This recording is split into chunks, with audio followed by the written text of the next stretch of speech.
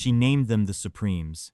She chose the name that would go on marquees from Detroit to Las Vegas, sell out stadiums, appear on The Ed Sullivan Show 12 times, and generate millions of dollars for a record label still celebrated today. And when it was all over, she was on welfare, not because she lost a bet, not because she made one bad decision, because the people she trusted most, her label, her lawyer, and the legal documents she signed without counsel, took almost everything she had ever earned. But here's what the history books rarely tell you. Motown was not her greatest enemy. The man she trusted with what was left was. Florence Ballard grew up in a house that was always too full and never quite warm enough. She was the ninth of 15 children, born on June 30, 1943, in Detroit, Michigan. Her father Jesse had come up from Bessemer, Alabama, carrying a history of his own. Orphaned young, adopted, and eventually migrated north with his wife Lurley, in search of something steadier than the Deep South could offer. Jesse found work on a General Motors assembly line. He also played blues guitar, and every night, in that crowded Detroit household, he taught his daughter Florence the songs he knew. She had a voice that didn't need much teaching. By the time Ballard was in middle school, her friends remembered her as sassy, magnetic, impossible to ignore. She was known around the neighborhood as Blondie, a nod to her light brown hair and mixed heritage, and she had an instinct for performance that seemed to exist before she'd ever stood on a stage. Then the family moved to the Brewster Douglas housing projects on Detroit's east side, and the year after that, her father died of cancer. The household lost its breadwinner. Florence lost the man who had first believed in her voice. But the ambition didn't die with him. In 1959, a local promoter named Milton Jenkins was building a female vocal group to complement his male act, the Primes. He needed someone with presence, someone who could anchor a group. He heard Florence Ballard sing. That was enough. He hired her on the spot and authorized her to find the rest. Ballard recruited her school friend Mary Wilson. Wilson brought in a classmate named Diana Ross. A fourth member, Betty McGlown, rounded out the quartet. Jenkins called them the Primettes, a companion act to his male group, the Primes, who would go on to become the Temptations. They were teenagers performing at sock hops and school dances, doing covers of Ray Charles and the Drifters, building a reputation on harmonies and choreography, and the sheer fact that Ballard's voice could stop a room. By 1960, they were sitting on the steps of Motown's Hitsville, USA building on West Grand Boulevard, offering to clap, to sing backup, to do whatever it took to get through the door. Berry Gordy finally let them in, on January 15, 1961. He had one condition: they needed a new name. He handed Ballard a list of options. She chose the Supremes. Ross and Wilson initially hated it, thought it sounded too masculine. But Gordy approved, the paperwork was signed, and Florence Ballard had just named one of the most successful acts in the history of American popular music. She just didn't know yet what that name would eventually cost her. The early years were hard. The group released a string of singles that went nowhere. Around the Motown offices, people started calling them the no-hit Supremes. By 1962, Gordy was visibly losing patience. But here's what was quietly happening behind the scenes. While Ballard had the deepest and most naturally powerful voice in the group, a gospel-trained delivery that observers compared to Aretha Franklin and Etta James, Motown's production team was beginning to shift its focus. Holland Dozier Holland, the songwriting trio that would define Motown's pop era, was working closely with the group, and they were building the music around a different voice. Diana Ross's softer, thinner vocals were more palatable to a white mainstream radio market. Gordy wanted the crossover. He had always wanted the crossover. In June 1964, Where Did Our Love Go? Hit number 1, with Ross on lead. It was followed by Baby Love, then Come See About Me, then Stop, In the Name of Love. Hit after hit, tour after tour, Ed Sullivan appearance after Ed Sullivan appearance. The Supremes became global superstars in the span of 18 months. Ballard was on every stage, she was in every photograph, and with each new single, her microphone was a little quieter. By late 1965, things were fraying. Ballard missed a recording session for My World is Empty Without You. Motown didn't wait for her to reschedule. They brought in a session singer named Marlene Barrow of the Andantes to fill her spot. It was a warning, dressed as a logistical solution. The message was clear. Florence Ballard was replaceable. She didn't need to be told twice. But that knowledge, rather than pushing her forward, began pulling her under. The drinking started, and then came the night in New York that changed everything.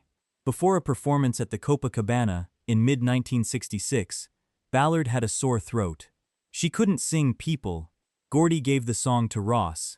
Permanently.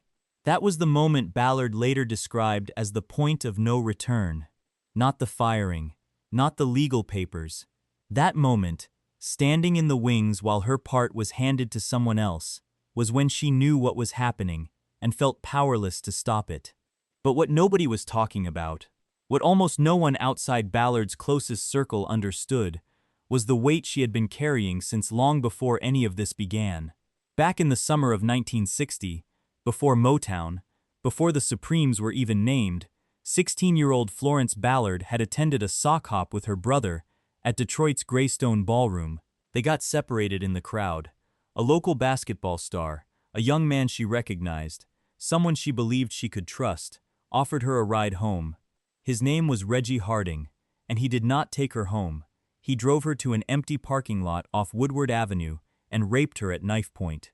Ballard locked herself inside her house for weeks afterward. When she finally told Mary Wilson and Diana Ross, they were sympathetic but couldn't fully grasp what they were seeing. A girl who had once been the life of every room, suddenly closed off, cynical, unable to trust the world around her.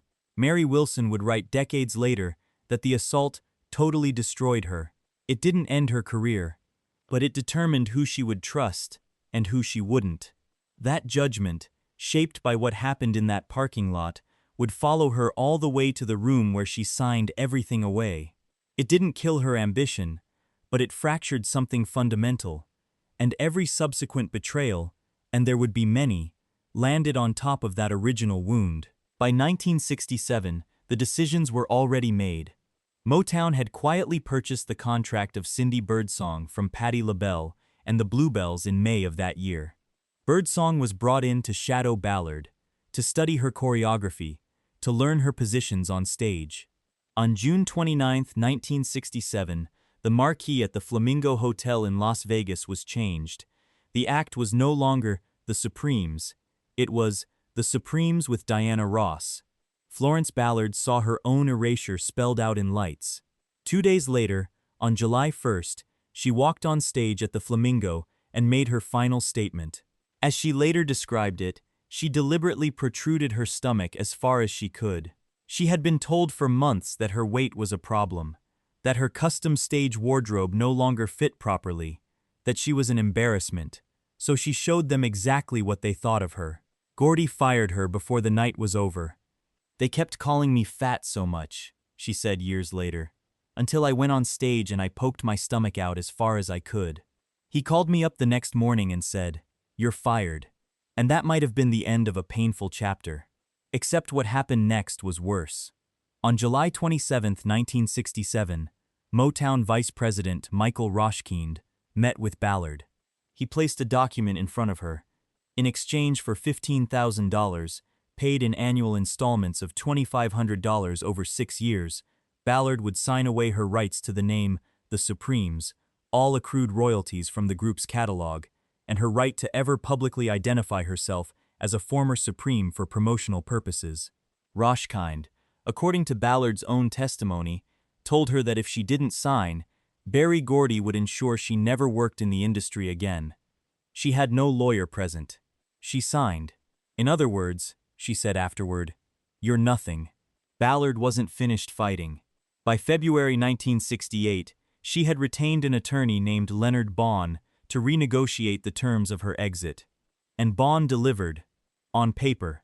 Motown agreed to pay a lump sum of $139,804.94 as a final settlement. It wasn't the millions the group had generated, not by a long measure, but it was a start. It was enough to rebuild. The payment went directly to Talent Management Inc., an agency established and controlled by Leonard Baun. Florence Ballard never saw most of it. Baun placed her on a strict weekly allowance and systematically embezzled the rest. By the time Ballard discovered what was happening in 1969, the funds were nearly gone. Baun was later disbarred and faced multiple criminal charges. None of that returned her money. She had escaped Motown's grip. She had walked directly into someone else's. In March 1968, between the signing of her release and the discovery of the embezzlement, Ballard had signed a solo deal with ABC Records for a $15,000 advance. It looked like a fresh start. She was 34 years old, with 3 daughters and a voice that had not dimmed.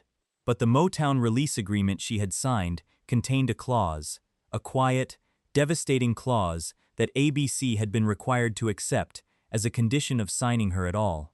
She could not be promoted as a former member of the Supremes. Not in advertisements, not on album covers, not in liner notes, not in press releases, not in any marketing materials of any kind, anywhere. The label that had made her famous had made sure her fame could not follow her out the door. ABC could not tell the public who she was. Ballard later spoke about what it felt like to watch those records disappear into silence. They were flops, she said. Just plain flops. But my fans get my telephone number somehow, and they call me up and ask what I'm doing, and why I don't sing again. She wasn't asking for sympathy. She was describing a system that had been designed so that even her fans couldn't find her. Her 2 singles, It Doesn't Matter How I Say It, and Love Ain't Love, received minimal airplay and no meaningful promotion. Her completed solo album, recorded at Broadway Studios in New York under producer George Kerr, was shelved without explanation. It would not be heard for over 30 years. In 1970, ABC terminated her contract entirely. The career she had tried to build from nothing, twice, was over. And then came the lawsuit. In July 1971, Ballard filed suit against Motown in Wayne County Circuit Court, seeking an accounting of unpaid royalties from her years as a Supreme. She believed the 1968 settlement, extracted under threat, signed without counsel, could not stand as a final waiver of everything she was owed. Motown's legal team walked in with the February 1968 release agreement. They didn't need to argue much. The document said what it said. The court ruled in Motown's favor and dismissed the action. Ballard had nothing left to fight with, and now she had the court's ruling to confirm it. Every door was closing. Her marriage to Thomas Chapman, a former Motown chauffeur she had wed in Honolulu in February 1968, had grown volatile. Chapman had stepped in as her personal manager, but he had no industry experience, and the relationship was deteriorating. By late 1973, they had separated. Her Detroit home was foreclosed upon. Florence Ballard, who had named the Supremes, who had built the foundation of one of the most celebrated acts in music history, applied for welfare. She was 30 years old. The Detroit Free Press ran the story. Then the national press picked it up. Suddenly, everyone knew what had happened to Blondie, and the attention, rather than bringing help, mostly brought cameras. She entered Henry Ford Hospital for rehabilitation treatment in late 1974. And then, quietly, came the one thing that might have saved her. In early 1975, Ballard's new legal representatives secured an out-of-court malpractice settlement from Leonard Baun's insurance carrier. The estimated figure was around $50,000. It wasn't justice, but it was something. She bought a house on Shaftesbury Avenue. She reconciled with Chapman. She performed at the Detroit Ford Auditorium. There were signs, tentative, fragile signs, of a comeback. In 1975, journalist Peter Benjaminson sat down with Ballard for a series of extended audio interviews. She was 31 years old. She talked about Gordy, about the signing, about what she had lost, about what she still intended to do. She was clear-eyed about the people who had shaped her fate. On the night she was fired in Las Vegas, she said simply, "I finally said to myself, what the hell? I'll be miserable as hell out here anyways, as long as he's around, so I might just as well leave." So I left. There was no self-pity in it. just a woman describing a calculation she had made under impossible conditions. She was equally direct about what she still had.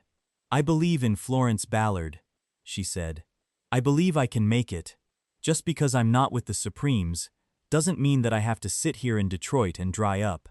Those tapes would eventually become the foundation of the biography The Lost Supreme. They are the fullest, most direct account of her life that exists, recorded less than a year before she died. On February 21, 1976, Florence Ballard was admitted to Mount Carmel Mercy Hospital, complaining of numbness in her extremities. The following morning, February 22, 1976, she died of a heart attack caused by a coronary thrombosis. She was 32 years old. The crowds that came to her funeral in Detroit were enormous. The city that had watched her rise and fall showed up in numbers that surprised even her family. Whatever Motown had done to minimize her, whatever contracts had tried to erase her name, the people of Detroit had not forgotten. Her 3 daughters were left behind. According to statements made after Ballard's death, Diana Ross had promised to ensure the girls received royalty payments from the Supremes catalog. According to Ballard's children, those payments never came. Ross has never publicly addressed the claim. It remains unresolved. Her shelved ABC album finally received an official release in 2001, 25 years after her death, under the title The Supreme Florence Ballard. The voice on those tracks, warm and powerful and entirely her own, makes clear what the world had been denied. Reggie Harding, the man who assaulted her in that parking lot in 1960, was shot and killed on the streets of Detroit in 1972. He was 30 years old. The psychological damage he had done to Ballard did not die with him, and the name she chose, the Supremes, continues to generate revenue to this day, for a catalog she signed away in a room with no lawyer, under threat, for $2,500 a year. She was not undone by a single villain or a single moment. She was undone by a sequence of traps, each one sprung by someone she had chosen to trust, a label that stripped her name, a lawyer who stole her settlement, a contract clause that made her invisible, a court that called it legal. Florence Ballard named the Supremes. The Supremes outlived her by decades, and the world only began to fully understand what she had contributed after it was too late to tell her so. That is not a footnote in music history. That is music history.